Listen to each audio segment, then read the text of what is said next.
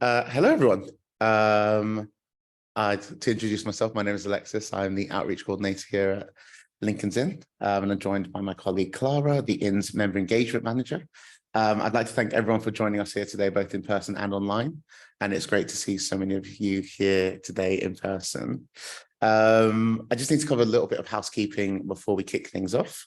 The event will run in two halves. Our presentation about the Inn should last around 40 to 45 minutes. There will then be a short break, and then one of our barrister members will speak for about 30 minutes, followed by an opportunity to ask questions in a Q&A at the end. We aren't expecting any fire alarms today, so if the alarm does sound, please follow the green signs out of the building via the route you came in. Members of staff will be on hand to help direct you if you get confused.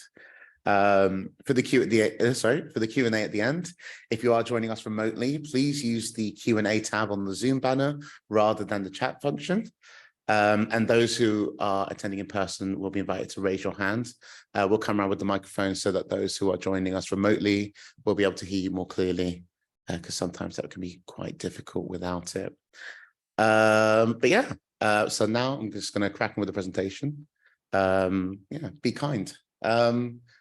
Welcome to Lincoln's Inn, and thank you for joining us for our Insight session.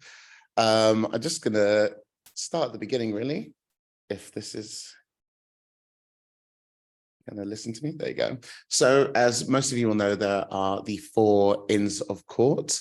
There's Gray's Inn, Lincoln's Inn, Middle Temple, and Inner Temple.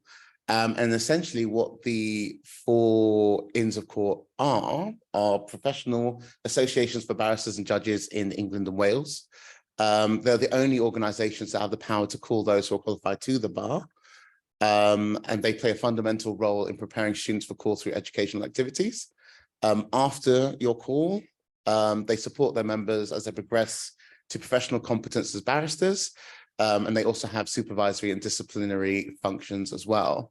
The Inns maintain libraries, dining facilities, gardens, accommodation, and a chapel for use of their members as they train and practice. And they are landlords to the chambers at each of the Inns as well as venues for weddings and other celebrations and filming too. Inside Lincoln's Inn, this is just a great slide filled with some of the sites that you might see. Have any of you been on the tour here before? No? One person, 2 people? Excellent.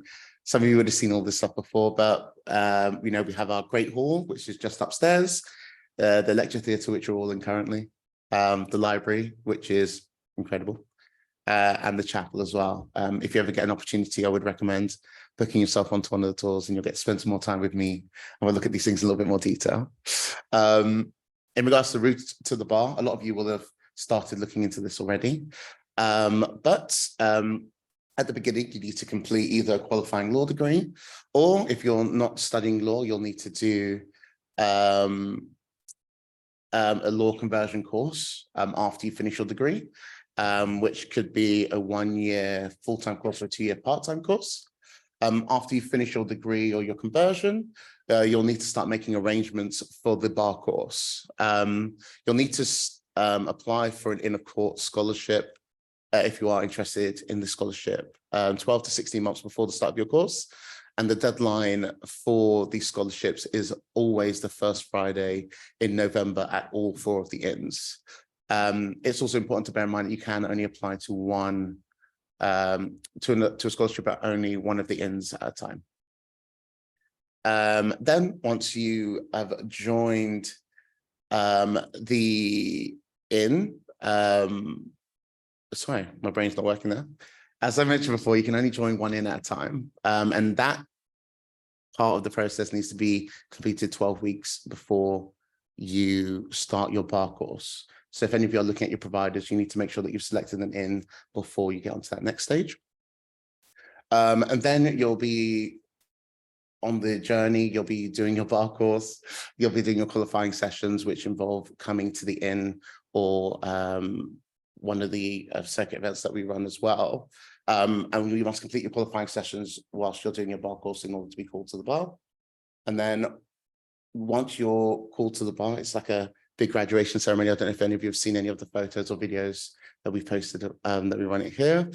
And after you've been called to the bar, you must complete 12 to 18 months in chambers, which is your pupillage, or at another approved training organization. In terms of where you can study the bar course, there are currently 10 providers in 19 locations. This is a picture of their logos. If you want to take a photograph, or we have a list online as well on the website if you want a more detailed explanation there. How do you apply for the bar course? So that is done through the bar course provider directly, and not through the Inn. So you'll need to have made those arrangements yourself. And some of you might be wondering if you need to sit the BCAT test, and that is no longer a requirement. So if you thought that that was possible or necessary, it no longer is. So you won't need to worry about that anymore. In regards to the bar course, there's a 3-step pathway and a 4-step pathway. So yeah, the 3-step pathway is relatively straightforward, as we talked about in the earlier slide. You have to complete your law degree or your conversion course, then you'll go on into your bar course, and then you'll complete your pupillage or your work-based competence. With the 4-step pathway, it's pretty much exactly the same, except your bar course is split into 2 parts. And this option is good for people who want to start the journey, but there is an option for you to drop out after the first part as well. So if there's something that comes up that you're no longer feeling it or anything like that, then this might be an option for you too, but they can be completed in the same amount of time as well. So I would recommend doing a little bit more research in this when you are selecting your bar course providers and what they have to offer too. With the bar course, there are a couple other options as well. So we have the integrated degree and bar course pathway.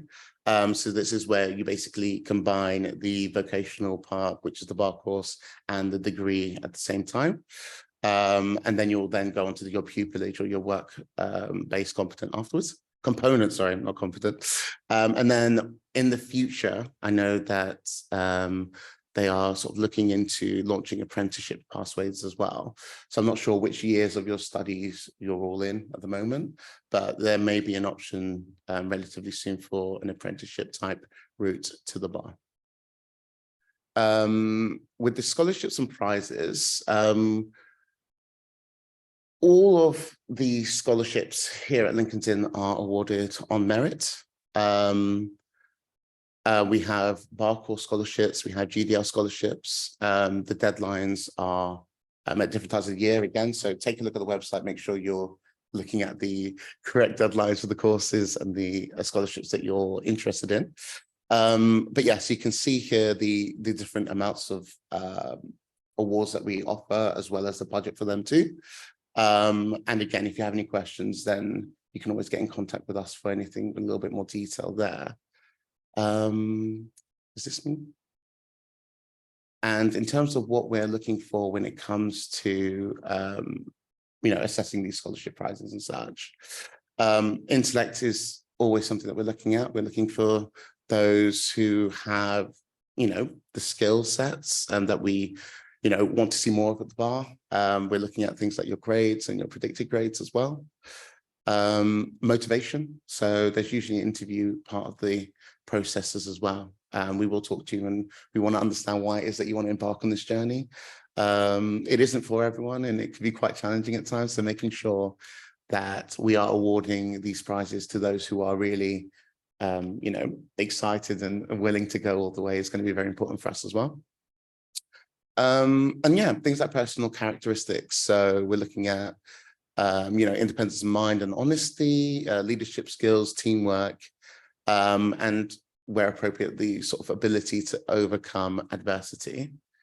And then, of course, communication skills. Being a practicing barrister is going to be, having written and oral communication skills are going to be absolutely vital. So we're looking for those things as well as part of our means testing. And yeah, as I mentioned before, applicants can only apply to one inner court for a scholarship. You don't need to be a member to apply. but you will need to join in order to receive your prizes.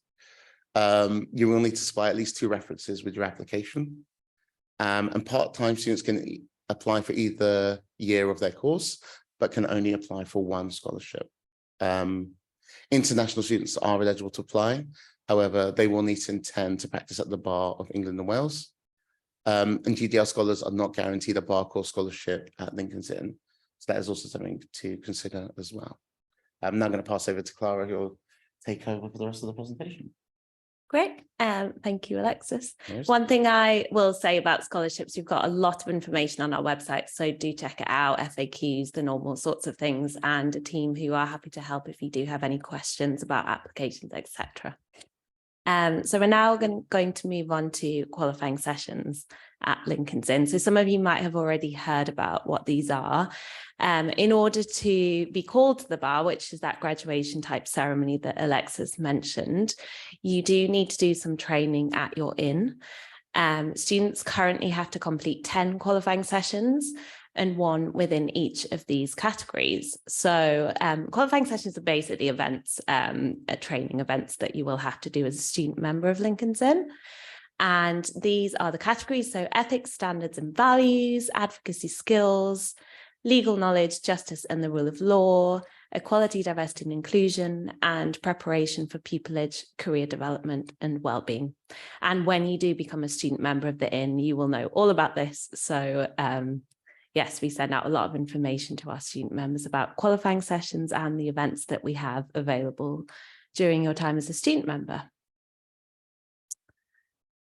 So the types of qualifying sessions that we offer, all of the inns offer similar types of qualifying sessions that meet those categories that I've just mentioned. They might be things like lectures, advocacy workshops, ethics workshops.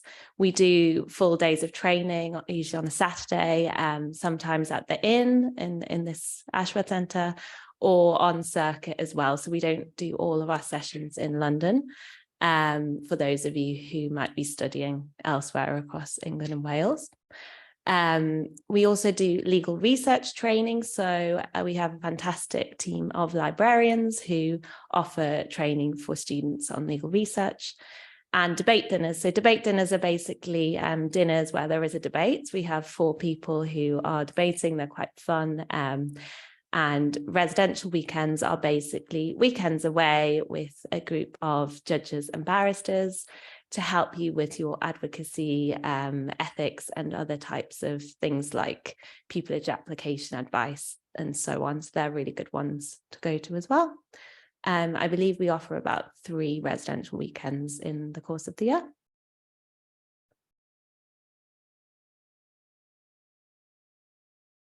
So additional support that the Inn provides.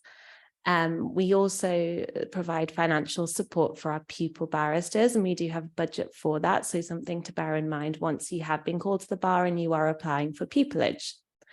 So the grants are usually for those who are doing legally aided work and have guaranteed earnings of under £25,000 for the year. Usually sort of crime, family types of pupillages, but that is something that we offer just to try and help support you during that year if you're not earning a great sum. We also offer European and international scholarships. So if that is something that you're interested in, we offer various different scholarships. They're all outlined there for our student members to go and spend some time in European courts. So lots of opportunities there if that is something that you're interested in as well. I'd recommend taking a look at our website and checking out what we have available. We also have a couple of additional prizes. So there is a prize for students who achieve like the top percentile on their bar course each year. I think that's an £100 prize called the Buchanan Award. And we also have a Student of the Year award, which is basically wig and gown awarded to the top scoring student on the bar course that year out of our student members. So something to bear in mind, because wigs and gowns are very expensive, as you will come to know. Other things that we do for our student members. So there are lots of student competitions each year, which is obviously great to have on your CV if you're a winner of a debating competition or a mooting competition. And there are lots of different prizes for that, which might be financial or they might be merchandise or something like that. So good CV material, lots of competitions during the year for students. So student activities. Alongside the formal training, which is what we call qualifying sessions, those events I've just mentioned, we also offer a wide range of other services and support for our students. So I've just touched upon it, but we have a host of different competitions there. They vary quite significantly. So there's one that's quite a fun one called the Eric Crowther Shield, where basically you're doing a plea and mitigation for a fictional character. It's always a good one to watch. The Gluckstein advocacy competition, which you're given a sort of advocacy element to do, and it might be family, crime or civil, and you're sort of up against fellow students, judged by some of our judges and barrister members. Inter-provider mooting competition. So this is one where basically all of the bar course providers put forward a team for a moot, and you're all pitted against each other, and the winner takes the prize. So I think there's 19 different providers. Not everyone puts forward a team, but you're basically the winning team out of those different providers. Debating Shield is, as what it says in the tin, it's a debating competition, quite a fun one as well. There's always an interesting topic, that one. Aside from the public speaking competitions, we also have a law journal prize. That's basically an essay competition.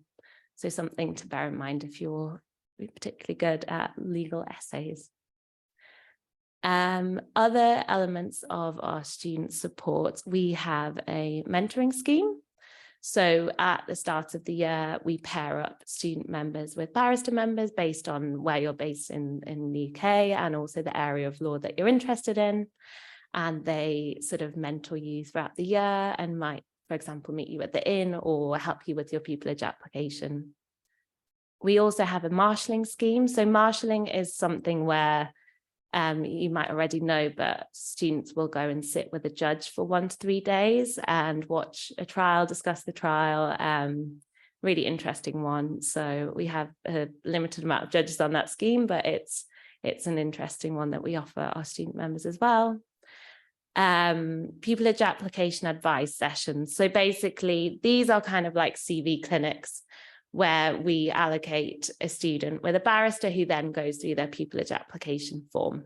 So this is something that you'll be considering a lot, probably during your bar course year or perhaps prior, depending on when you apply for pupillage. And mock interview scheme, which is a scheme we run for people who have pupillage interviews. So we do sort of mock interviews, as what it says on the tin, and help students in their application for pupillage. We also, again, if you're interested in European law, for example, we normally do 3 trips a year. So we take a small number of barristers and students and judges to these courts. They're really fun. I've been on 2 of them, to Strasbourg and The Hague, so I'd really recommend applying if you do become a member of Lincoln's. It's a really interesting experience. And finally, we also have a students' association. So that's, again, something that's, they're basically a committee to represent the student body at the inn. They organise a number of social events each year and also represent the students here. So that's always a good one to have on your CV as well. I believe there's normally sort of a core committee, like a president, vice president, treasurer, secretary, etc. And there are also representatives for each of those bar course providers that we said before. So always good pupillage application material, CV material, etc. to apply for.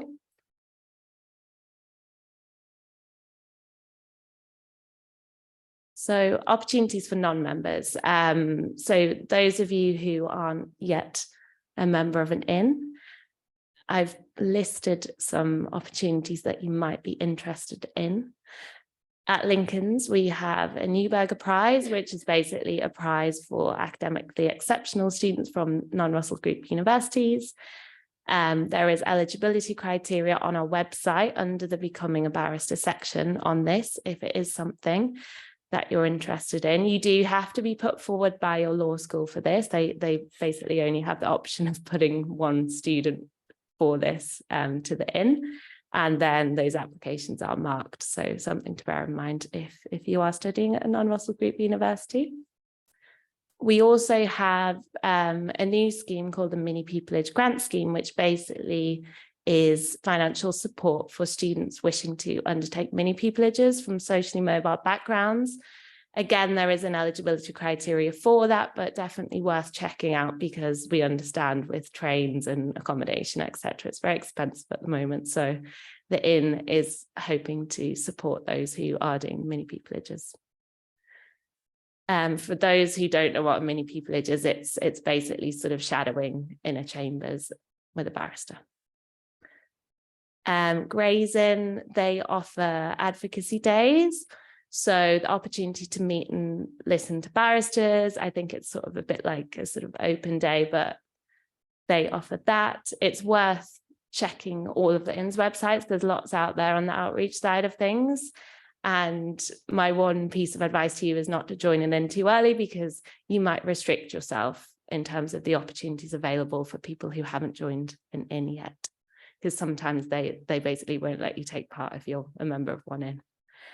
Inner Temple, they have a pass scheme, which provides mini pupillages and develops advocacy skills, and Middle have access to the bar scheme, which provides marshalling and a mini pupillage for undergraduates from disadvantaged backgrounds. So there is lots out there. I might not have actually covered all of the stuff, because we do have new things coming to fruition on the outreach side of things. So check out all the websites, get involved in as much as you can. It's all good stuff to be getting involved with prior to starting the bar course.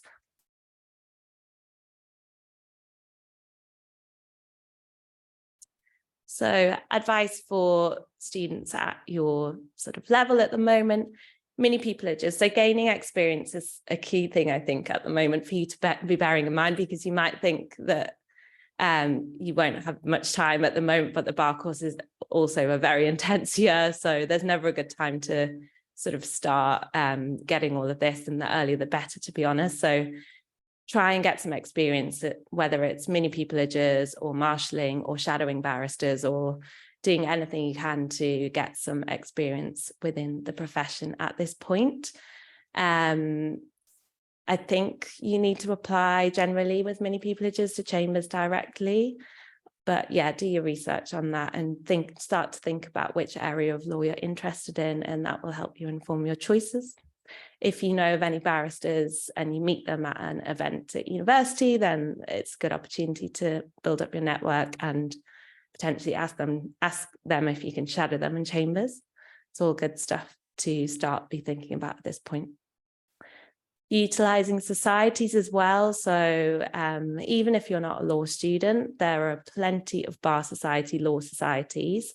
The Inn actually provides a lot of funding and sponsorship to these societies, which we've just finished for this term, but something to bear in mind. We'll open applications again from October. So we sponsor various different moots and other events for societies. So get involved with those. They often bring a lot of opportunities to people in your position, and create avenues to access barristers, judges, mooting, debating, so on. I've mentioned mooting and debating a lot. We do actually have mooting and debating clubs at the Inn for our student members, and I know that a lot goes on at university too. So mooting and debating is a big sort of thing within the Inn from the student side of things, and it's worth practicing now. At this point, societies, they also, I mean, I'm sure some of you are already doing this, but forming links with chambers nearby, and the Inn, like I said, we provide a lot of sponsorship to these societies. In terms of transferable skills, so it's the obvious stuff: public speaking, debating, advocacy, written skills, all of the skills that you will need to succeed in the profession. And keeping up to date with legal matters, so whether that's watching the news, reading books, there's a lot of good recommendations there. Websites like Legal Cheek, following social media, the Inns of Courts websites. We have an outreach newsletter. I'm hoping that some of you signed up to this event through that, but if you haven't, we can send you the link to sign up to our outreach newsletter, which basically outlines on a termly basis lots of different things that you could be getting involved in. You don't have to be a member to get that newsletter, just so you know, and I'm pretty sure that the other inns might have something similar too. Other organisations, there's lots going on at the bar, and often you don't actually know until you do your research, and lots of the sort of, we call them SBAs, but specialist bar associations, so like the Criminal Bar Association, Family Law, they all have their own associations, and often they have their own sort of events, outreach work too, that are open to people who aren't necessarily in the profession yet. So worth doing a research if you're particularly interested in, say, family law, crime, etc. They all have their sort of specialist organizations, and following what they're up to on online and so on is always a good thing to do. Attend events if you can. Some of them actually offer mentorship programs as well. So for lots, I know that the commercial bar is doing a lot trying to get more women into the profession. So worth having a look and doing your research on that. Chancery Bar as well. And they also offer careers advice sessions, similar things to what the inns do as well, and other types of competitions. So yeah, do your research on that. There's lots of stuff out there, but I appreciate that often it's quite an overwhelming time trying to get all of your experience built up at this point.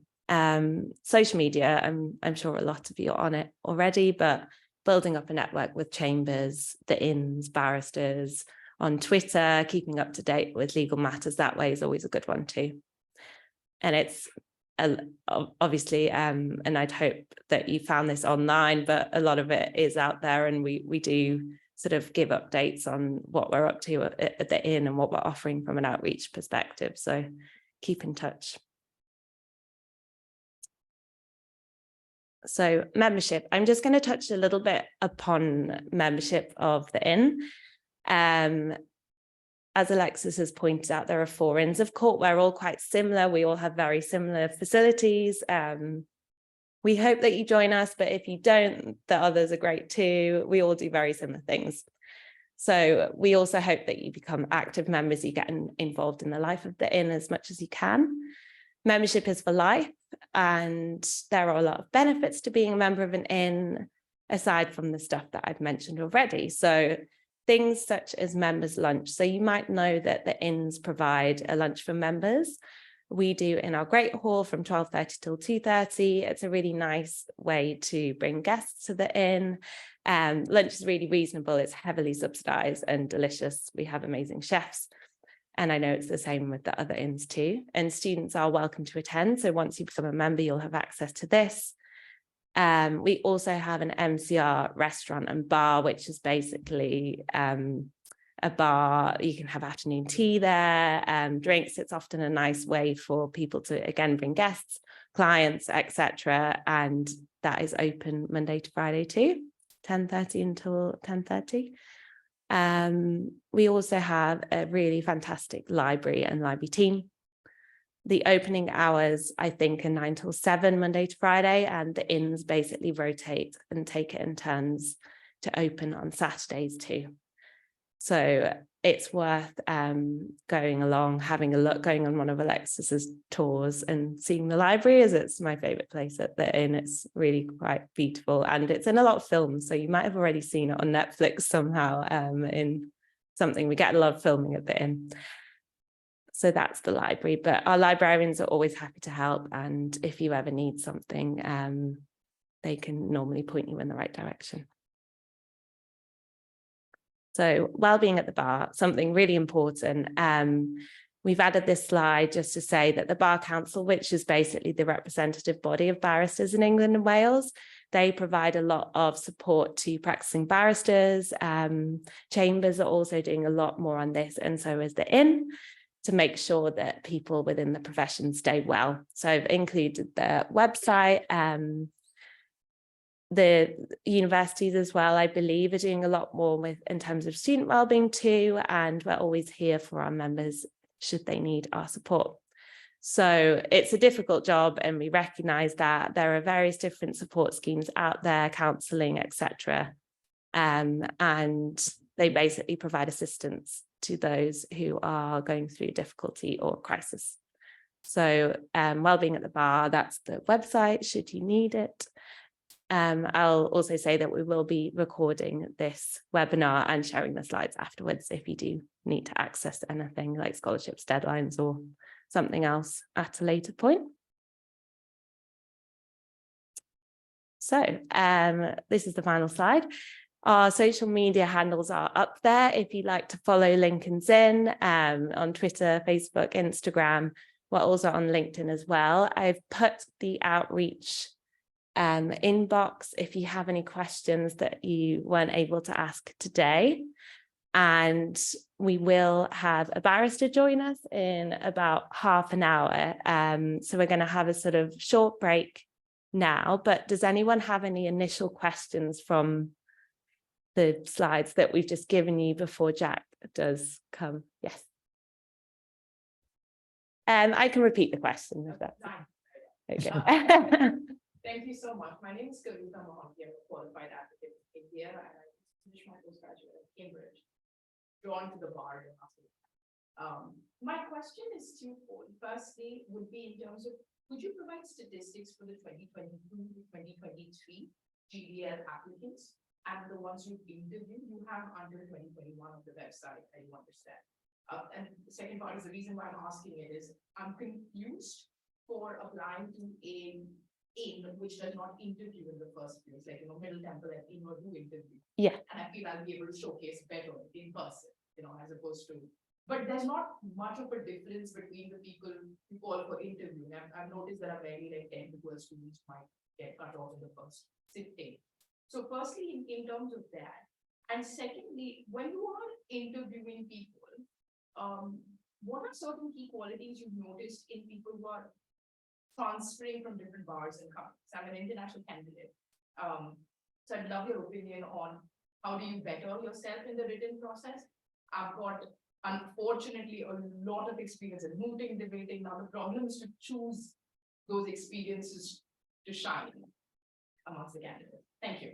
Yeah, I'll try my best. I don't actually interview, so our members do compose the interviews. So I don't have too much I can say on that. But what I will say is all of the criteria on our websites, whether that's bar course scholarships or GDL scholarships, the interviewers will be marking you on those key components that we spoke about before, so that those are the key things. So if there's anything in particular from your varied experience that you think, oh, that really sort of answers that element of the 5 sets of criteria, then I think that's what you should be focusing on. But they will be also, a bit of advice would be to really memorize your form, because the form goes in a lot earlier than the interview. I think it's like November, and then you come around to the interviews and say March, and often people forget what they've put on the form. So that's one thing I would say, revise your initial application form. GDL stats, they should be on the website. So if you want to email in and just query that, I'm sure the team would be happy. We don't work in the scholarships team, but we will chase that up on your behalf. So if you are interested in the stats, I think that's fairly transparent. It might just be that they haven't updated that. Was that generally answering your question, or was there anything else? It's curious to know when you're choosing an inn. I mean, I've spent a lot of time at Lincoln's Inn. I love the open spaces and stuff, right? But when it comes down to scholarships, then that becomes a primary motivation for students to apply. I'm amazed by the ECTHR opportunities that you're providing, which I know are the other key instruments at the moment. So what are certain reasons why students end up choosing? Like, I want to understand, why should we choose? Apart from that is there, the culture that is there.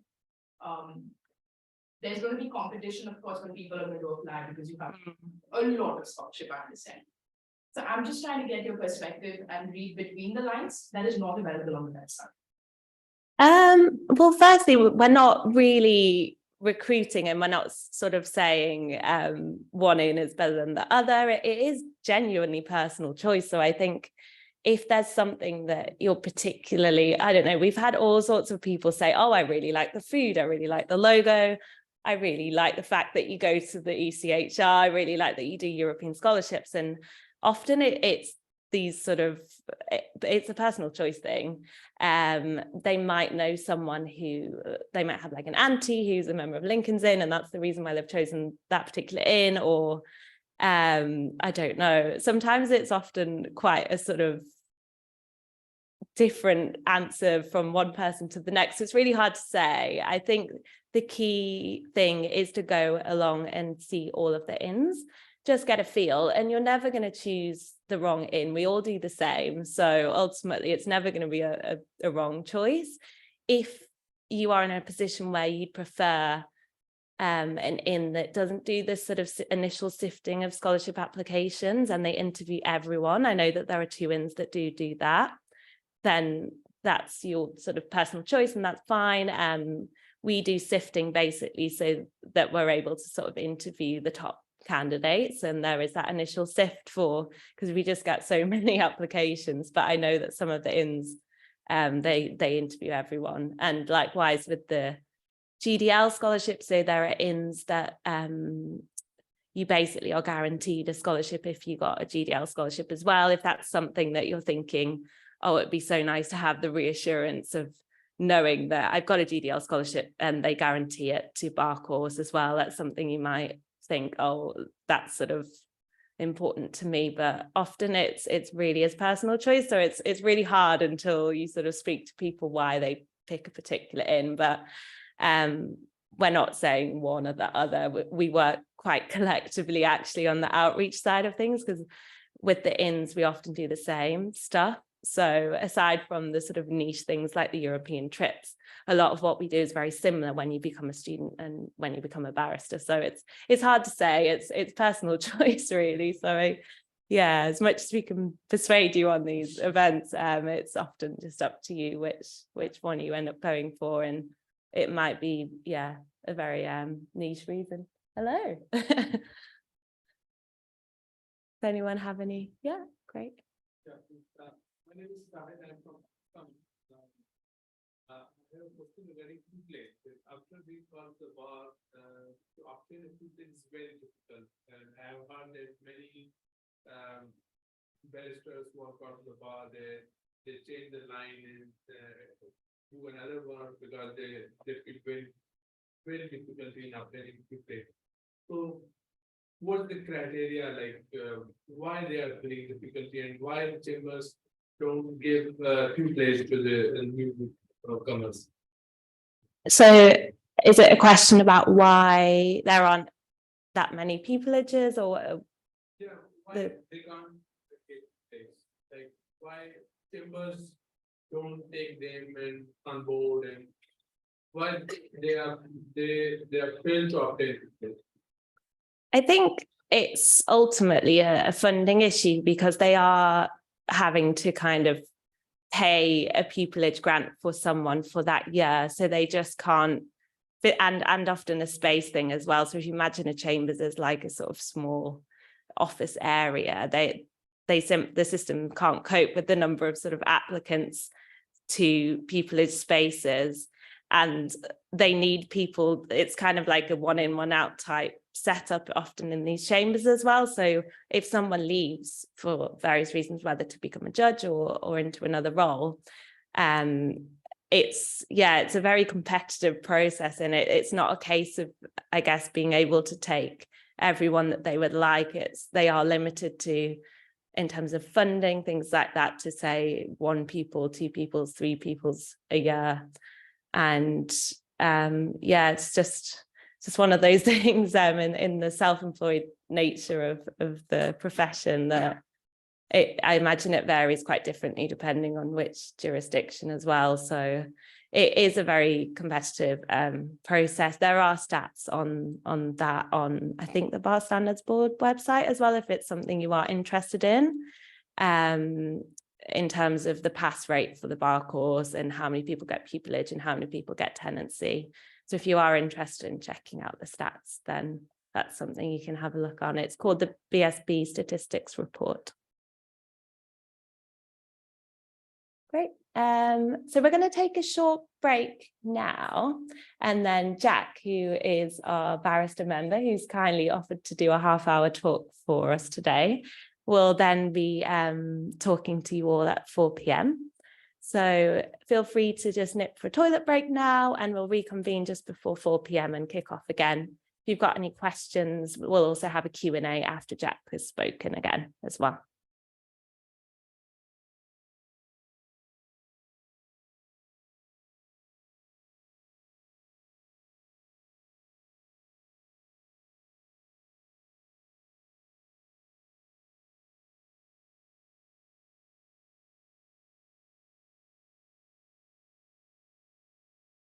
Gravitas and authority, and instead you've got the little Irish guy that's going to tell you some stories.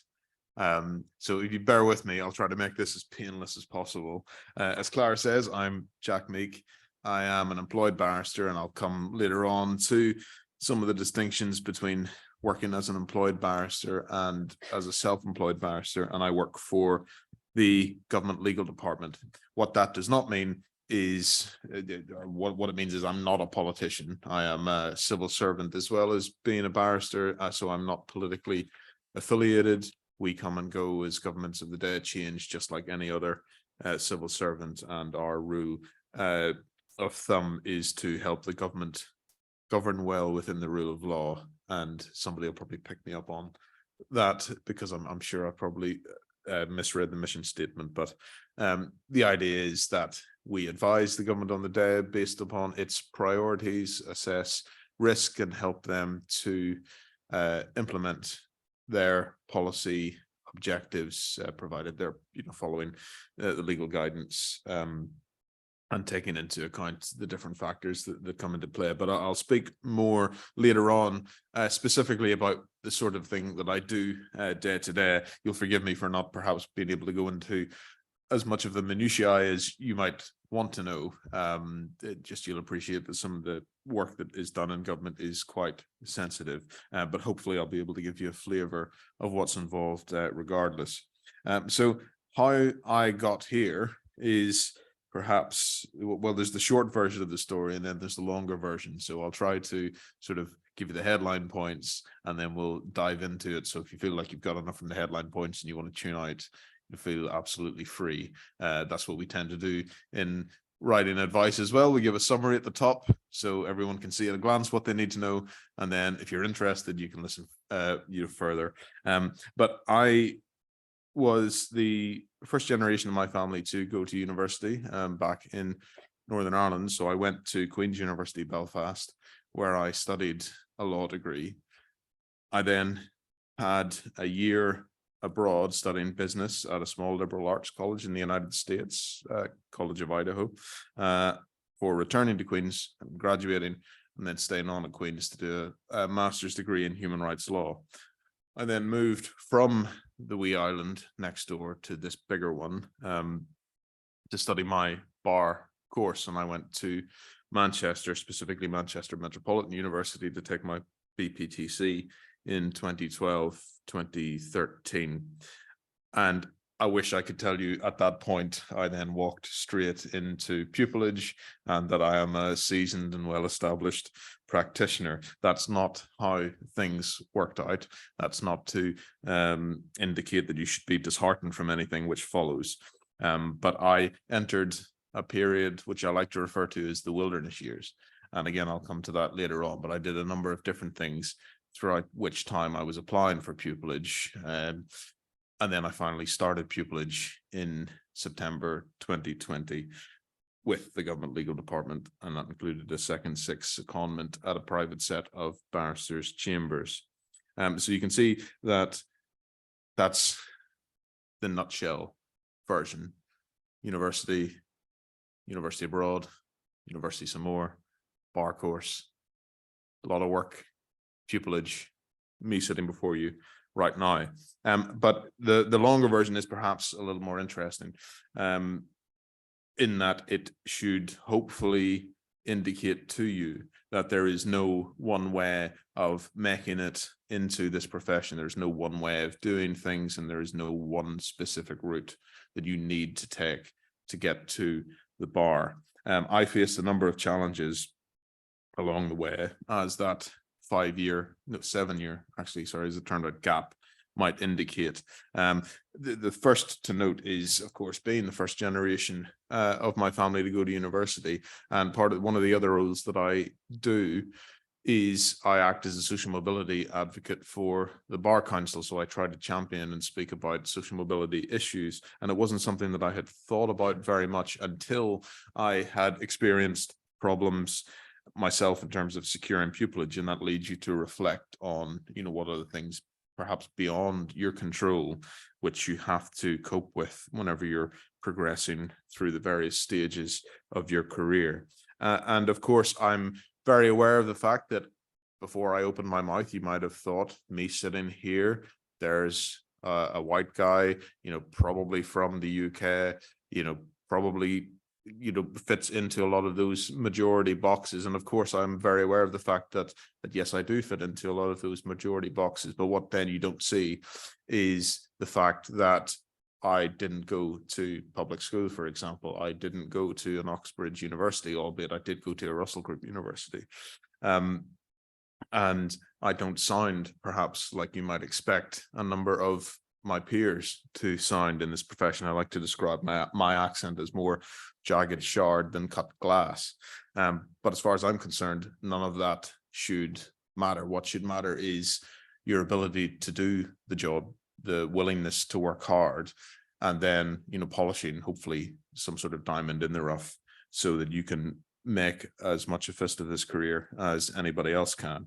And believe me, whenever you get into this profession, you'll also note too that imposter syndrome is rife in the bar. You do very quickly realize that we are all, like everybody else, like all of you perhaps sitting here at whatever stage you're at, we are all figuring a lot of things out as we go along. That's not to give the impression that we as barristers don't know what we're doing. Hopefully we do, but I think sometimes you even though a lot of us are very good at projecting self-confidence, inside that's not necessarily. Everyone has questions, everyone sort of has doubts and needs reassurance from time to time. And I think it just comes with practice and experience, and you realize that no, there is a reason I'm doing this job. There's a reason why my advice is relied upon.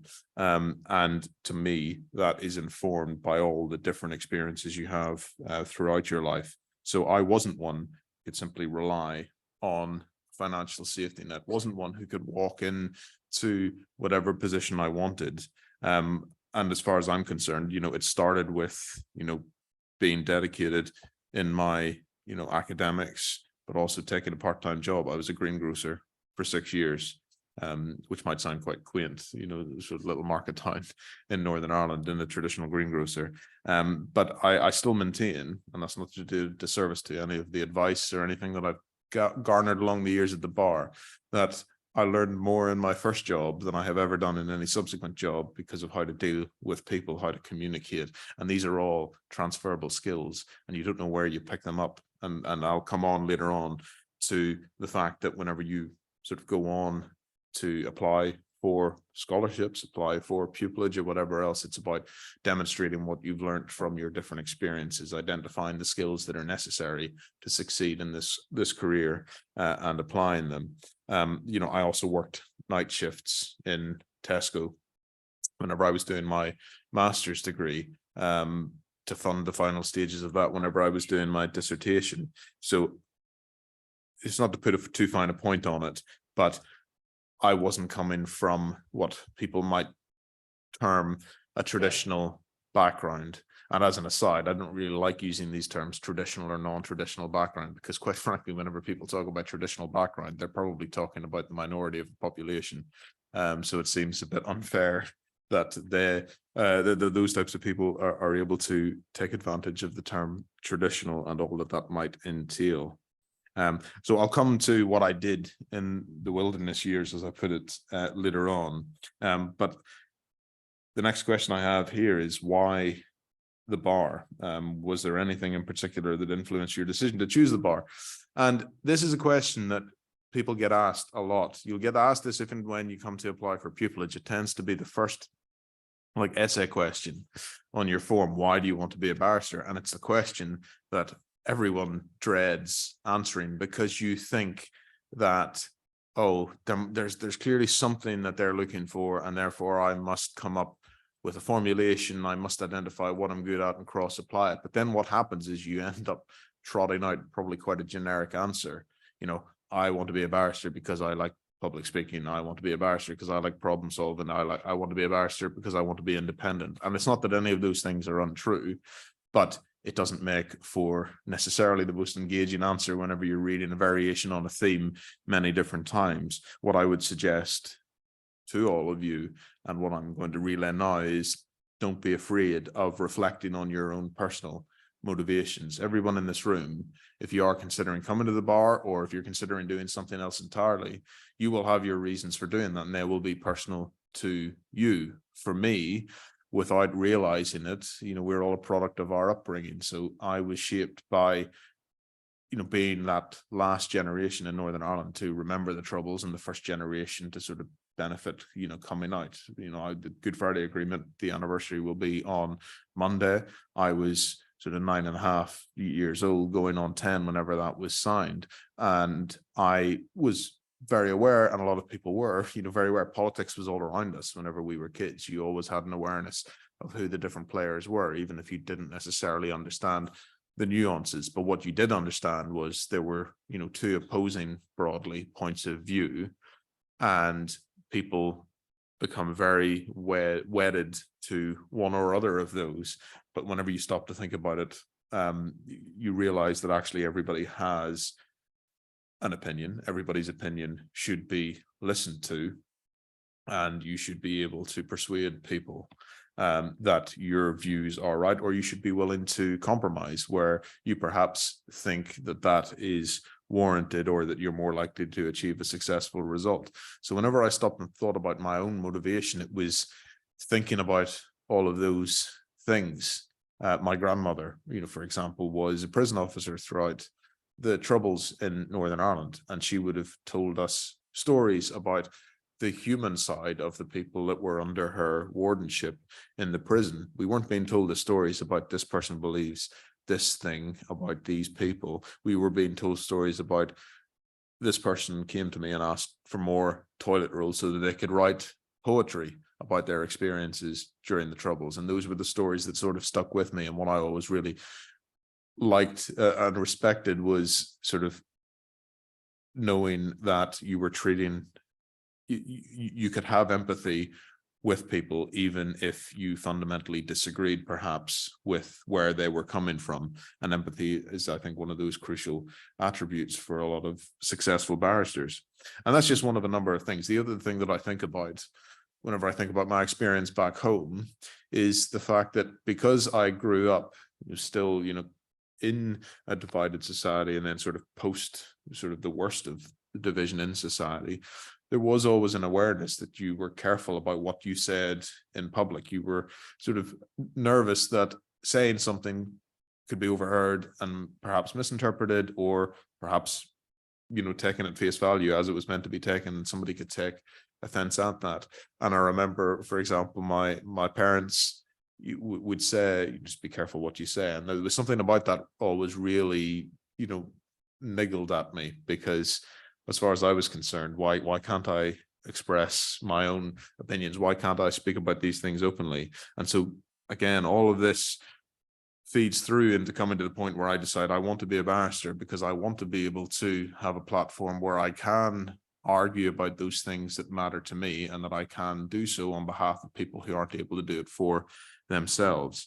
And it's still, I still find it slightly uneasy to talk about those personal aspects of my life which have informed the decisions that I made subsequently. There is, where I'm from, very much this attitude of you say nothing, don't give anything away, and therefore people are sometimes very unwilling to give of themselves. And I think I'm becoming better at that. Other people will be a better judge of character. I suppose the takeaway for all of you is to remember that whenever you're coming to tell your story, for want of a better phrase,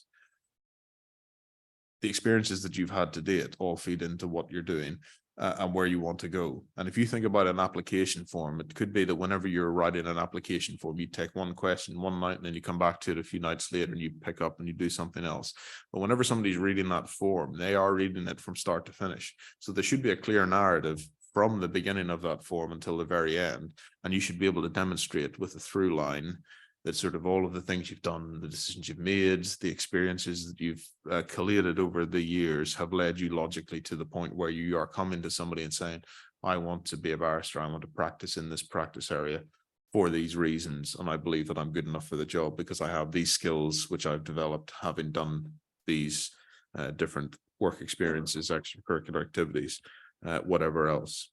So that's a very long-winded I told you the Irish guy was coming to tell you stories. That's a very long-winded way of answering the question, why do you want to be a barrister? The trick is then condensing that into 200 words in your application, which I have failed spectacularly to do just at the moment.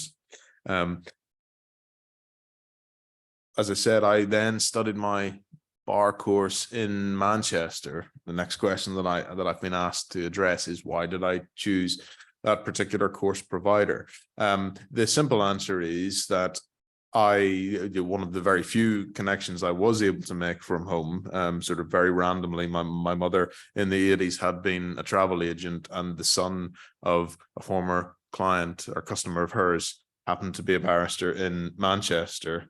And the thing every boy knows in Ireland is that your mother knows best. So I was able to arrange sort of an ad hoc mini pupillage in Manchester, enjoyed the experience, and then I applied to the institution there, and I was fortunate enough to win a scholarship directly from them. So that's the reason really that I chose to, the two reasons really that I chose to study in Manchester. But what I would just flag here is that perhaps unlike the considerations you have whenever you're deciding where you want to go to university, it's a standard course, the bar training course, or whatever. It's bar training course now, is that right? Yes, it was called something different whenever I studied it. And so it's a standard course, and don't be thinking that, oh, if I go to such and such a place, then it's going to be looked at more or less favorably whenever I go to apply for pupillage. There isn't that same concern. What you might want to take into account is where, for example, do you want to practice? If you want to practice in London, you might consider studying in London, because then you have easier access to the inn for a start, but also, you know, different barristers' chambers in London. And likewise, if you want to practice in somewhere like Manchester or Leeds or Liverpool, or you know, even further north in the likes of Newcastle, Northumberland, or, you know, going to Cardiff. I'm trying not to leave anybody out. The southeast, the southwest. They're all in the they're all there. Oh, they're all okay. Very good. I think sometimes what happens if you go to apply for sets of chambers, for example, in those places, they'll often be looking for just evidence that you're willing to sort of practice there, because I think sometimes people, at the end of the day, they're investing their time and their money into training you. I mean, it goes sort of unsaid, but everybody realizes the key thing is to get pupillage, and then ultimately once you qualify, you can do what you want, but don't tell anyone that I said that, even though this has been recorded and will go live on the website. But there is a point that you can understand from their point of view. If they're going to invest their time and money in training you, they want to know that you have sort of that you're dedicated to practicing there, and one of the ways that you might be able to demonstrate a connection to a particular place is where you've studied your bar course. The following question I have is then, why did I join Lincoln's Inn? And there's the funny version of this, which is also, to be honest, true. I met a girl at Lincoln's Inn whenever I came across for a mooting competition, which makes me sound really cool. The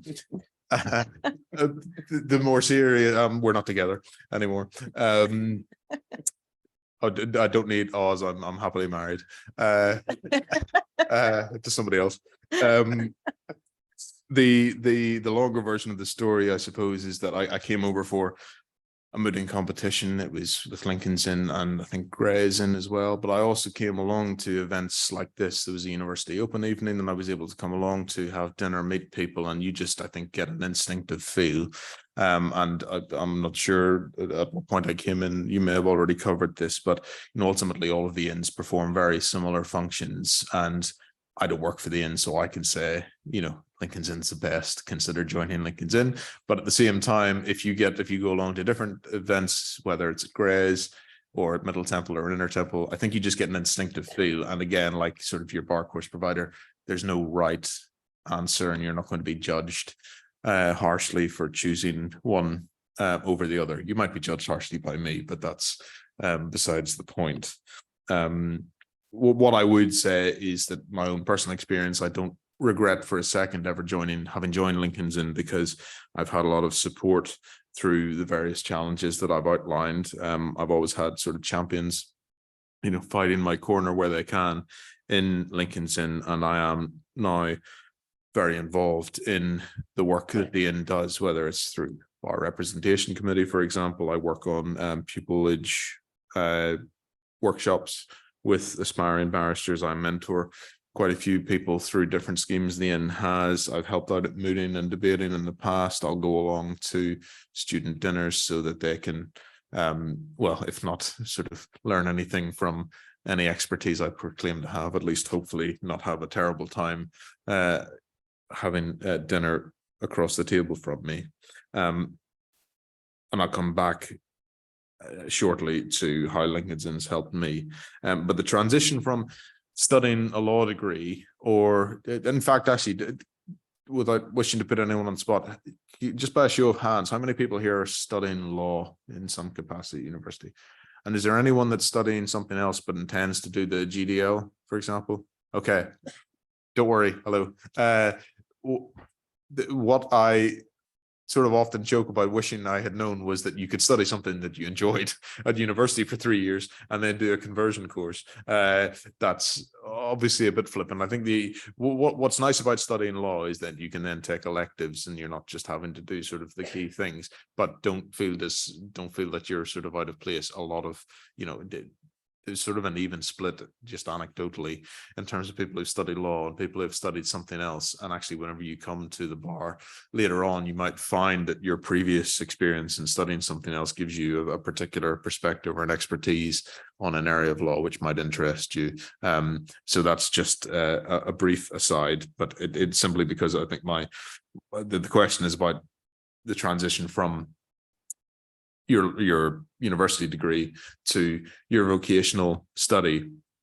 I think the biggest thing is that you're moving from an academic way of thinking to a more practical way of thinking.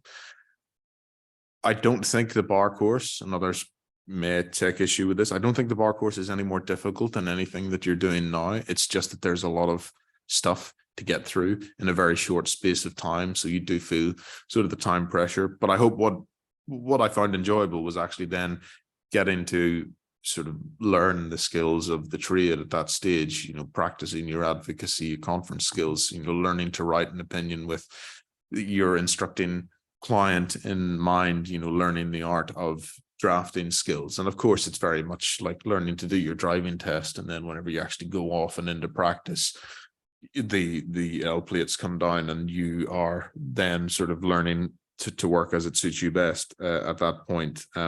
But if you're all sitting here because you're interested in the bar, there's no reason why you can't go on and do very well on the bar course. So it's not something that I would spend too much time worrying about if it is something that you think you would like to do. Circling back, how has Lincoln's Inn helped me? And I suppose the reason this question slots in here is because it's tied in a way to whenever you're doing your bar course. I'm sure you've been told, everyone who is doing the bar course, you must join one of the 4 Inns of Court. Throughout the time of your studying that vocational period, you have to undertake a series of qualifying sessions. But some of those are very fun. You'll go to a lecture, go to dinner, meet, network with people. You have the possibility of going on residential weekends and sort of doing workshops, but also sort of meeting your peers from across all of those different places in the country that I name checked. Other public speaking opportunities, whether it's sort of mooting competitions or advocacy competitions more generally. And I just found that anytime that I felt in any way despairing of the decisions that I had made, coming to the inn sort of always reminded me this is why I'm doing it. It sort of symbolizes why I'm going for this and the support that's on hand. Hopefully you've seen a snippet of that with Clara and Alexis speaking with you earlier on, but the support is really good if you are bothered enough to take advantage of it. And like anything, you get out of it what you put in. Experience. So this is where I'll come back to the wilderness year. So what were the types of things that I did to try and boost my applications for pupillage? And this is not me saying these are the things that you must do, but it's just to give you an indication of the types of things that you might consider.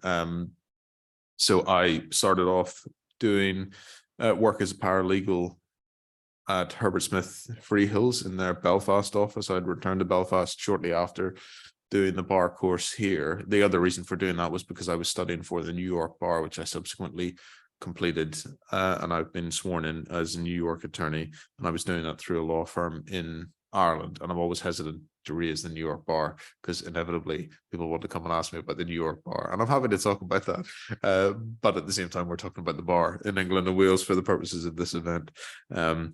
I was then fortunate enough to win a scholarship from Lincoln's Inn, another way that the Inn has helped me, to go and work for 3 months at the European Court of Human Rights. So I did that at the beginning of 2015 before returning to the UK and working as an assistant editor for Thomson Reuters Practical Law. At this stage, you may be more familiar with Westlaw, which is sort of sister subsidiary within the wider Thomson Reuters umbrella, but I was doing dispute resolution, arbitration, covering the legal developments, drafting practical guidance, answering questions from legal practitioners.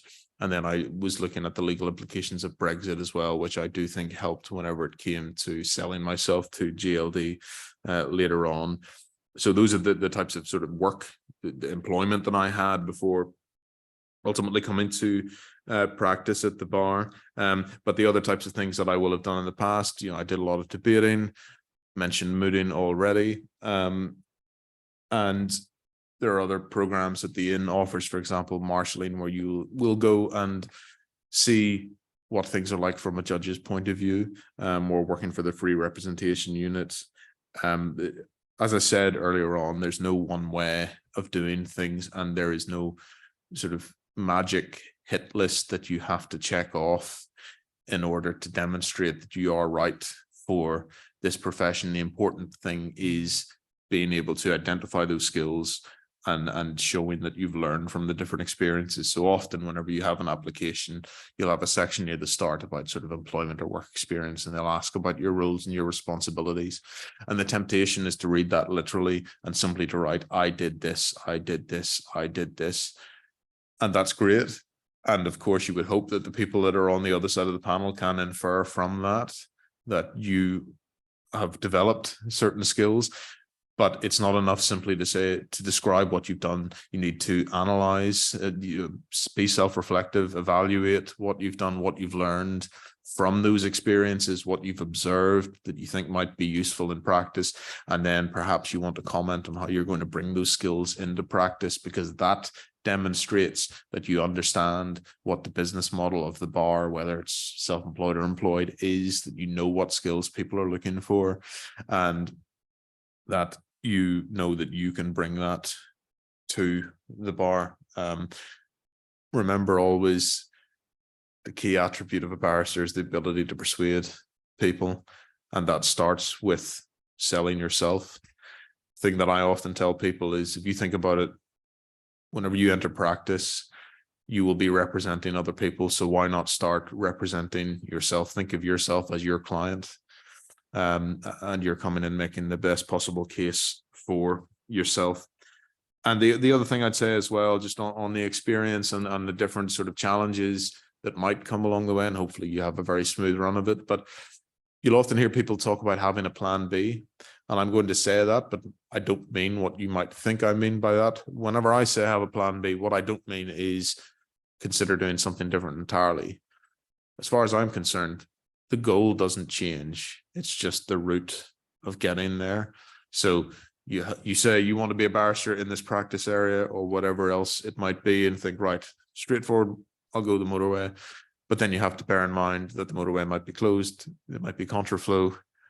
There might be any number of roadblocks, diversions, and so you think, I'm going to have to take the scenic route, as somebody put it to me recently, which I thought was quite apt.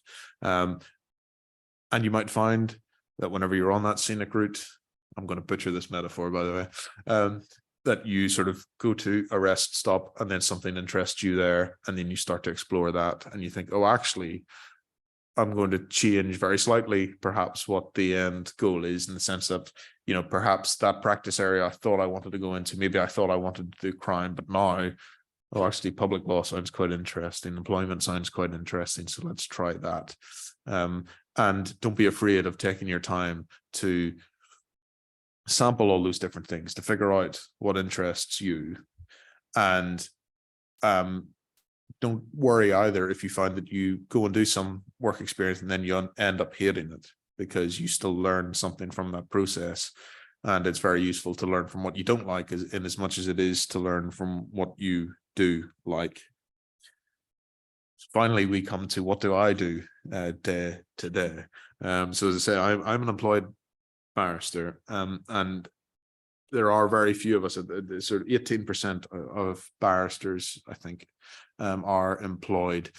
So whenever you think of a barrister, you probably very much think of the person that puts on a wig and gown and goes into court and speaks in front of a judge and argues in front of a jury, cross-examines witnesses and all of that sort of stuff. And of course, there are lots of barristers who do that, but there are as many practice areas as you can possibly imagine, based on the most sort of niche, obscure things.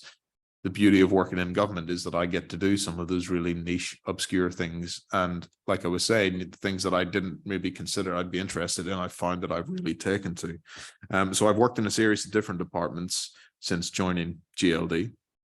I worked in immigration litigation during my training before being seconded to a set of chambers which did commercial chancery work. I then came back in-house and was working on post-Brexit arrangements with regards to Northern Ireland, before then doing some commercial law for the government. And now I am in DEFRA, the Department for the Environment, Food and Rural Affairs, where day to day I am advising, for example, on a bill which is going through Parliament, with the Lord's stages coming up, all being well, in the next few months, and generally doing advisory work on the different policy initiatives that the government has, or different pieces of legislation, and sort of advising day to day on different issues which arise. You'll forgive me for not going into sort of further detail, but there is, you can move around in government quite a lot. So you can become a jack of all trades if you want, or you can specialize in time as well. And I think one of the really positive things about working in government, certainly, is that you are doing very high profile, sometimes complex work, very interesting work from a very early stage. So I know that from day one, I was drafting my own grounds of defense, for example, which were filed with court. I was conducting negotiations under the oversight of the Court of Appeal. And these are things that I don't necessarily think you would be getting day to day, certainly in the very early stages of pupillage at the self-employed bar.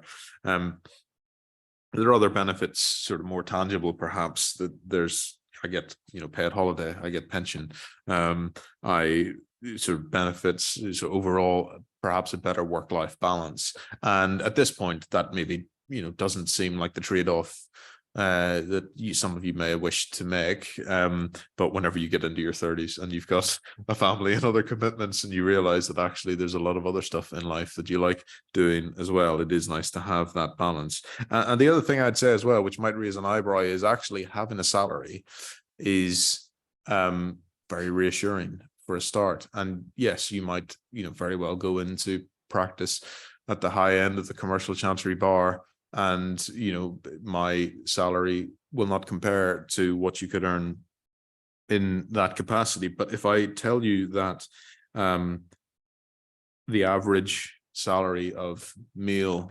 barristers at the self-employed bar was revealed recently in a report which was actually highlighting the awful disparity between male and female pay self-employed bar, and actually GLD has a very good record, it would appear, by comparison. £86,000 was the average salary of a male self-employed barrister. Now, of course, that's going to span anyone working in sort of, legal aid claims in magistrates' courts or whatever, right up to people at the top end of the bar. But if you think about the fact that within that, whatever you're taking home, you might be waiting a while to get some of that money in. Whenever you do, you're paying clerk's fees and you're paying into chambers rent, you're paying into sort of all of the other different things you probably instruct a financial advisor, because you'll need somebody to do your taxes unless you want to do it yourself. You can actually see that actually chipping all of that away, having a salary is maybe not so bad a thing. So just keep an open mind about some of the practicalities as well.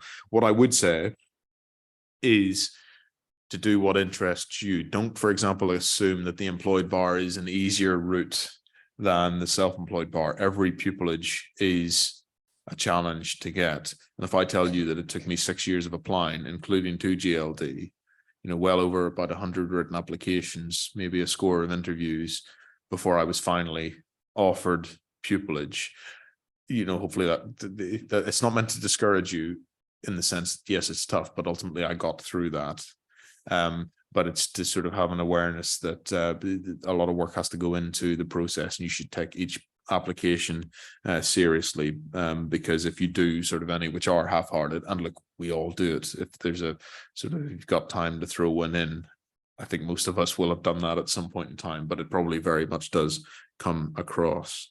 If I talk about the employed bar more generally, it's not just government. You could work, for example, in banks, in media, for in-house in a company, in-house in a law firm. If I give you the breakdown again, a recent report, Life at the Employed Bar, I think it was the Bar Council, half of employed barristers work in the public sector, so that's me.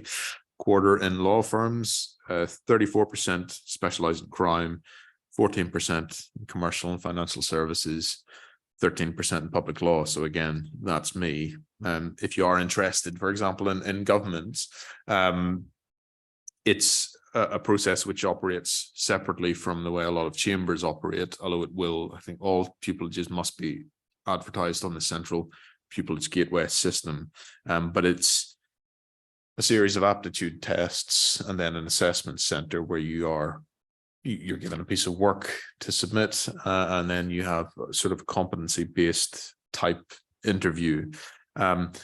It's a 2-year training program with government, because they train both barristers and solicitors together. Year 1 is pupillage. So after year 1, you are qualified as a barrister, but you will then continue to train for another year in some of those advisory roles. As I said, my advice to all of you is to do what interests you regardless. And I think that a lot of us can be cynical and think, what's the next step that I need to take? And yes, there is time when you do have to be like that. But actually, I've certainly very much got to the point where I'm thinking, I enjoy doing what I'm doing, and I'm going to focus on that for now. And I don't think there's any harm in that. So that's the main thing that I would say whenever it comes to applying for pupillage or what you consider whenever you're coming to the bar. I thought that what I would do to round off sort of the talks bit before opening up the questions is just leaving you with a few tips of mine. These are probably well rehearsed by now. In fact, if you go onto the website and look back at the Innsight afternoon I did last year, you'll probably see again variation on a theme. But the first one that I tell everyone is, seriously, do not give up. If this is something that you want to do, only you know, and it doesn't matter what anyone will say, you will not be dissuaded. And I remember doing a mini pupillage early on, and the barrister who I got on very well with at the time said to me, I'm going to tell you what I was told first time I did a mini pupillage, and you're not going to listen to me in the same way that I didn't listen to them, which was do something else. And I'm not saying to do something else, but the lesson that I'm taking from that is, if you know that this is for you, go for it. And don't assume necessarily it's going to come easy, but also don't discount yourself if you work hard enough and you believe that you have those skills and you can demonstrate it and that you're doing the things that are required of you. I think that's the one thing, if you take anything away from me, that's the one thing that it should be. And I'm the last person that should tell anyone you can't do this, because I had so many people clearly thinking that of me for the longest time, and I was determined to disprove their hypothesis wherever I was concerned. For me, it doesn't matter where you're from, doesn't matter what your background is, doesn't matter how you speak. Podcast,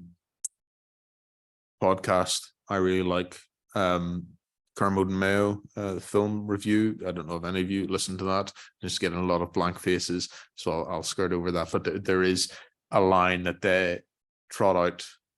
They got Tom Hanks to say it, which was very reassuring one time, which is, "It will all be all right in the end, and if it's not all right, it's not the end." And I do very much hold on to that piece of wisdom. Second thing I would say is to take every opportunity that comes your way. So whenever we were talking earlier on about taking the diversions to get to your goal and sort of going off and exploring, a lot of the things that I did, yes, there was a calculation behind them. I'd sort of pre-planned, it was what I wanted to do. But other things, it was an opportunity's come up, I'm going to explore it and see what happens. And then I end up really learning a lot from that experience, enjoying the experience for what it was. And I think that, again, it's learning from each of those things that you have done, and just say yes where it's possible to do so to the different opportunities, because you don't know how it might advantage you later on. And the final thing that I would say is to have a hinterland. And what I mean by that is that you should have other interests that keep you going. This is a challenging profession. It's a brilliant one to be a part of, and I'm very proud that all of that hard work has paid off, and I did get to do the job that I had been setting my sights on for so long. But I think sometimes you can lose perspective that there are so many other things as well which matter. And as far as I'm concerned, this is one part of my life, and the other parts of my life keep me grounded, hopefully. Again, I'll leave that for other people to decide. But if I can say, for example, there was a quotation I came across from Stephen Fry, National Treasure Stephen Fry, and I just really like this sentiment. So if you bear with me so that I can read this verbatim. "We are not nouns, we are verbs. I am not a thing, an actor, a writer. I am a person who does things. I write, I act, and I never know what I am going to do next. I think you can be imprisoned if you think of yourself as a noun." And I just really like that. It means that, for example, if you ask me what I do, I'm not going to say I am a barrister. I'll say I do barristering. As far as the way I read that is, at the end of the day, recruiters, they want well-rounded people. As I've said throughout, your experiences will inform your outlook and your approach and your relation to other people. And having other interests which you can go and enjoy, hopefully you then come in with a refreshed mind and you can give your all to your work. And yes, I'm incredibly pleased that I do the job that I love doing, but it's not the first thing that I think about myself. I think about myself first as somebody's husband, as somebody's son, as somebody from Northern Ireland, Northern Irish, British. I think of myself as a Formula One fan, as a cinema obsessive, as a theatre enthusiast, as an avid reader. And then we get to what I do for a living, which hopefully then is a benefit not just to me, but to others. So I just think it's important to have perspective. It will be all right in the end. If it's not all right, it's not the end. Best of luck to everybody. Thank you.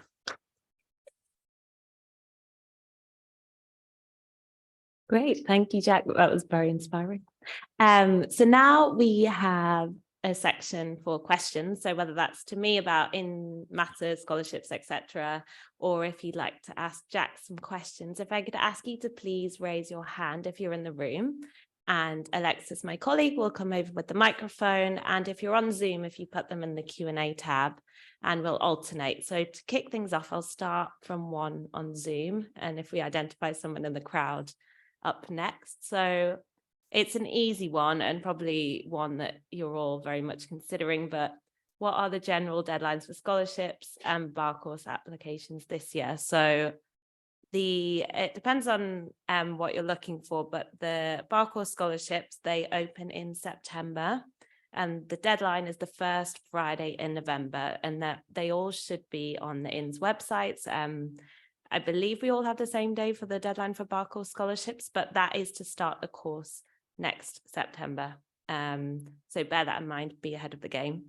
For GDL, it is, I believe the applications are currently open. They open in March, and the deadline is the first Friday in May. That's hopefully an easy one. Is there anyone in the room? Yep, great. If we go with yourself.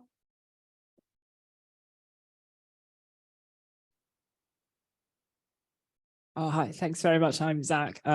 My question is also about the GDL scholarship. I think on one of your slides, you mentioned that you have to join in order to claim the scholarship. But I think I've contacted the IN before, and they told me you need to be on GDL, have accepted a GDL offer in order to join the IN. Does that mean we have to apply for GDL now in order to apply for the scholarship? So if you are you considering doing it from September? Yes, that's correct. Yes, in terms of timings. So what you would be doing at the moment is applying for the GDL course and getting the offer. You don't have to be a member of the IN, but in order to receive the scholarship funds, we would expect you to then become a member of Lincoln's Inn or whichever IN that you choose to apply for scholarship for. So was the question about joining the IN, or? I think the question is about, so I mean, some institutions that provide GDL, they allow application up till August. So I'm just wondering, does that mean I have, for example, if I'm applying for the GDL scholarship, do I need to apply to the GDL course right before I apply for the scholarship, or I can wait for a bit to do that? I think so, but you might have to ask someone from the scholarships team about that one, because I don't want to give you the wrong answer. I believe so, because ultimately the scholarship money would depend on how much your course would cost, and it is means tested. So I'd assume that you need that offer before you apply for that scholarship, but you don't have to be a member of the IN. So you could sort of have your GDL offer and speculatively apply and see in terms of the result for that. But I assume it would be based on how much the course would cost, and then the financial means and everything that comes with that. I see. Thanks very much. Great. Yeah, should we go with you next? Good evening, Jack. My name is Kavita. Thank you so much. That was exceptionally motivating, to be honest. I have two quick questions. The first one would be in terms of, you emphasized about skills and attributes that ought to be transferable. I'm curious to know about your experience when you were paralegaling at HSF, and what motivated you then to come to the bar, and what skills at that point of time were helpful for you to demonstrate as a barrister. And the second question would be, what do you think is the greatest strength for any of us at this point, which will enable us to succeed at the bar? In your opinion, one greatest strength. Thank you so much. Thank you, Kavita. So the Herbert Smith Freehills paralegal job was something I was doing because I knew at that point I'd already done the bar course. So the bar was still the goal. It was about getting experience whilst I was, still searching for pupillage. What I think was useful, and what I would encourage actually everyone to do as well, is think about sort of the other side of the profession. I should have said, whenever we were talking about experiences, and many pupillage is sort of the key thing that people talk about, because that is your route into seeing a barrister's practice day to day and gaining some insight into what barristers do. But I think it's also useful to understand what solicitors do, because if you are going into a set of barristers' chambers at the self-employed end of the bar, you will be taking instructions from solicitors. So if you work with or gain some experience of a solicitor's practice, you might want to ask them, for example, what do you look for in a barrister? What are the things that you value in a good advocate or in somebody who's providing you with detailed advice on a discrete area of law. And I think that that was certainly useful to understand the way the solicitor's profession works. I think the other thing that people often say whenever they come to apply for pupillage, and they'll maybe talk about the experiences they've had, and they'll say, well, I work for solicitors, so I'll be able to bring work into chambers.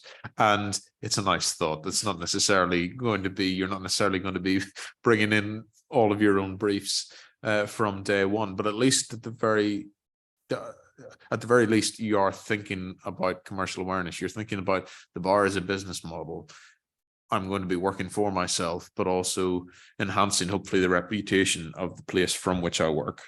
And so understanding what your professional clients are looking for, I think, is very valuable. And then not least just because the other things I think you're learning which are transferable are sort of just learning how to deal with substantive areas of law and addressing practical questions, finding those solutions for your clients. For example, let me say your clients, the clients of the solicitors with whom you're working. So I would say that about the Herbert Smith experience. Hopefully that answers that part of your question. In terms of the greatest strength, I would come back to what I said about the ability to persuade. One of the ways that you are probably going to do that in any capacity at the bar is through advocacy. And that's, I think, one of the key things that any barrister will have. It's not just advocacy, but communication skills more generally. But if we take advocacy as one case study, I think that the temptation is to think that advocacy simply is about going into court and speaking in front of a judge. Day to day in government, you don't do an awful lot of courtroom advocacy. But if I am having a meeting with a government minister, for example, or if I am having a meeting with policy clients and I'm having to explain, often with time pressure, complex legal issues, I need to be able to exercise my advocacy skills to persuade people that my analysis, for example, is correct. And I often think that if you go in front of a government minister, you're employing the same skills that you would if you're going in front of a judge. You're being prepared to be asked questions and having to respond, based upon the work that you've done, the preparation beforehand. It's very difficult when you say the greatest strength, because anyone will sort of go, I can give you a whole list of things which I think every barrister, no matter where they're from, will have. But I think you start with the ability to persuade people. Thanks. Great. I'll take one from Zoom, but if there are any more questions, then feel free to raise your hands in the room. Interesting one. You mentioned that memberships are for life, so is there no scope to change later on? We'd hope that you are happy here. There is the option, certainly at Lincoln's Inn, to become an addendum member of, say, you were called to the bar at Gray's Inn, for example, and I don't know, your partner was a Lincoln's Inn member and you really wanted to come and use our facilities. You do have the option of becoming a member of another inn addendum. So you do have to pay a fee. It's all on our website. If at that point you decide, oh, I really hate this inn, or you want to become a member of a different inn, you can do that. So you would be a member of Lincoln's in addition to Gray's or Middle. So there is scope to, I guess, change being in addition to, rather than swap completely. But there's no wrong decision, really, I think. I know Jack might say otherwise, but any more in the room? No? We've got one more on Zoom, which hopefully Jack could help me with. I'll try. So other than academic results, what else does the Inn consider as academic and intellectual ability? So I think this is in relation to scholarships. And are they weighted the same if academic grades aren't, for example, a first-class degree? So I think, without you stop me if I'm giving away trade secrets at any point, I sit on scholarship panels and the questions change each year, probably to prevent us sort of saying this is what you need to do exactly for a scholarship.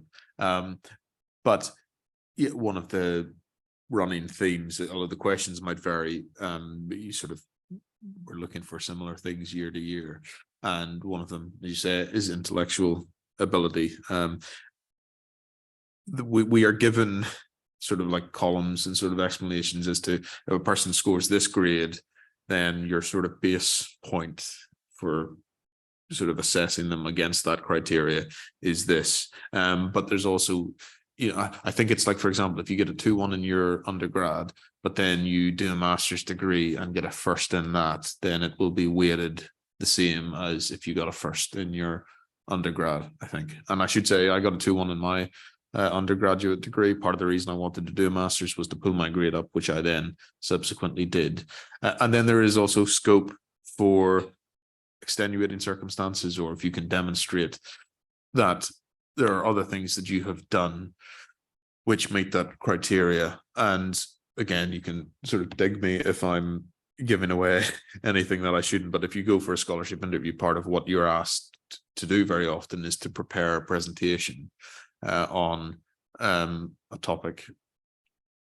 And throughout the process, we're looking to see how well you communicate that, how well you're sort of responding to questions, and then that's all sort of demonstrative of your intellectual strengths, hopefully. And a key way as well of demonstrating that is how articulate are you whenever you are answering those questions? Do you have a command of the detail? So there are a number of different things to bear in mind, but hopefully that assists where it comes to the question on intellectual strength. Yeah. Anyone else in the room? There are no stupid questions as well, I should say that. and not just in this forum, but at the bar more generally, always ask questions and don't be afraid to do so. Yeah. Yeah, thank you so much. My name is Chin. My question, throughout your journey to become a barrister, what is your main step back that you overcame along the way? Oh, main setback. Thanks for your question. It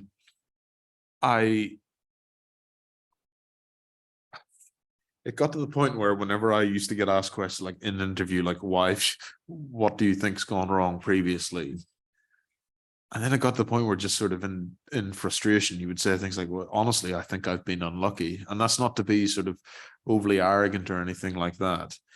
But there's no, I could say, for example, I wish that I had got straight A's at A level, which I didn't. I got good grades, but I didn't get sort of the 4 A's that I was looking for. I wish I could say that I got a first in my undergraduate degree. I didn't. I got a 2-1.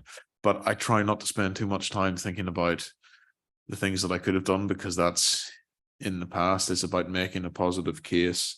What I would say is, if you are studying, do everything that you can now to maximize the impact of your form, but also the opportunity for you to succeed whenever it comes to application. And although the missing ingredient very often is luck, there are things that you can do which prepare the ground well, so that whenever the luck does come, you're ready to take that opportunity.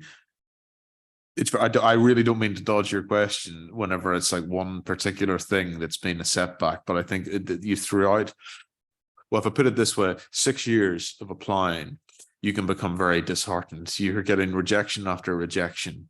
And sometimes everyone will have their own different way of dealing with that. And the previous time I did this, and somebody asked very undiplomatically, basically, like, how did you keep going? How did you cope with all of that rejection?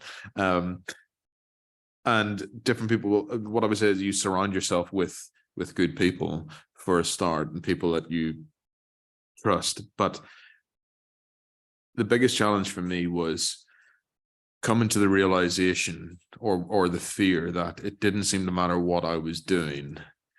People were taking against me personally. There was something that just wasn't clicking in all these places that I went to.